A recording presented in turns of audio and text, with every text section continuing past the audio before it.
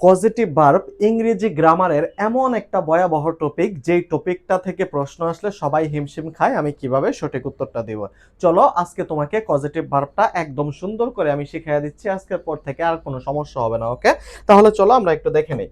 এখানে আমরা দেখতে পাচ্ছি যে এই যে দেখো, make, let, have, help, feel, bid, hear, এদের পর যে অবজেক্টটা থাকবে, এই অবজেক্টটা যদি পার্সন হয় তাহলে তুমি ভার্বের কি বসাবা? ভার্বের বিয়ন বসাবা। কি বলছি?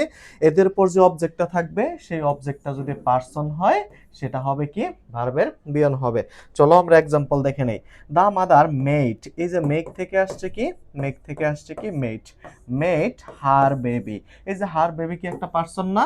তাহলে যে ভার্বটা বসবে সেই ভার্বটা হবে কি ভাইয়া? বিয়ন হবে। তাহলে দেখো উত্তর হয়েছে কি? Take the medicine. Okay, taken কিন্তু তুমি দিতে পারবা না।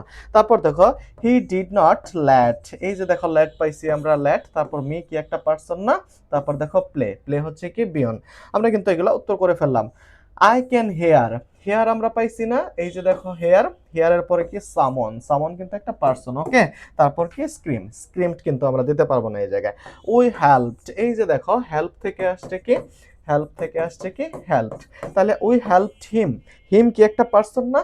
হিম যদি একটা পার্সন হয় তাহলে দেখো এখানে ফিনিশ, তুমি কিন্তু ফিনিশডও দিতে পারবে না, ফিনিশিংও দিতে পারবে না। এটাই হচ্ছে পজিটিভ ভার্ব। তারপরে দেখো পরেরটা যদি আমরা দেখি আরো ক্লিয়ার হয়ে যাবে জিনিসটা।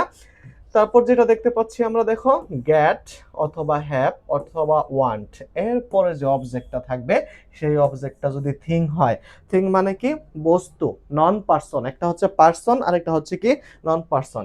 তাহলে তুমি কি করবা ভাইয়া? ভার্বের বি থ্রি ইউজ করবা। একটু খেয়াল করে দেখো, আই গট, এই যে দেখো গেট থেকে আমরা পাইছি কি? গেট থেকে পাইছি গট। আই গট দা মানি, দা মানি কি একটা থিং না? অবশ্যই দা মানি থিং।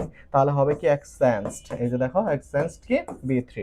আমি ভার্বের বি থ্রি বসাইলাম। ওকে, তারপর দেখো হি হ্যাড, এই যে দেখো হ্যাড, আমরা হ্যাভ থেকে কি পাইছি? হ্যাভ থেকে পাইছি had. His hair, his hair কি একটা থিং না? অবশ্যই এটা কি? থিং। তাহলে কি? Cut, cut, cut, cut, B one B two B three same.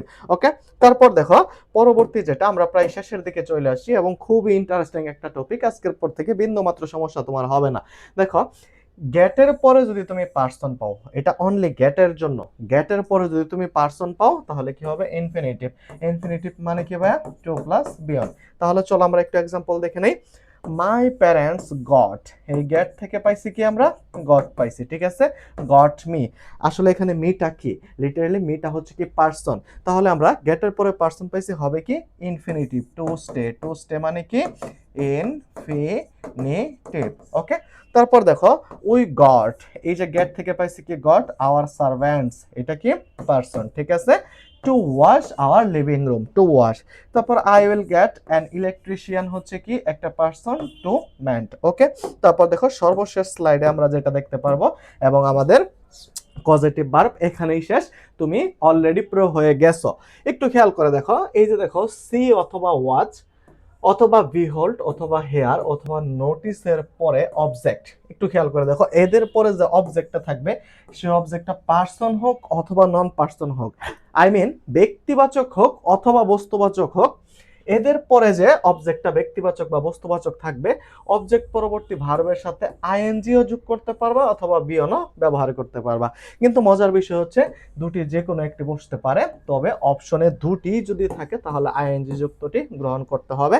চলো আমরা একটু এক্সাম্পলটা দেখে নেই। যেমন আই সি অথবা আই ওয়াচ অথবা আই বিহোল্ড দ্য ম্যান, ঠিক আছে? এই পার্সন অথবা নন পার্সন যাই হোক, এদের পরে আমি বিয়ন প্লাস আইএনজি বসাইতে পারবো, বিয়ন বসাইতে পারবো। এটা হচ্ছে কি? বিয়ন প্লাস আইএনজি, আর এটা হচ্ছে কি? বিয়ন। কিন্তু দুইটাই যদি একসাথে থাকে আমরা প্রেফার করব কি? বিয়ন প্লাস আইএনজি।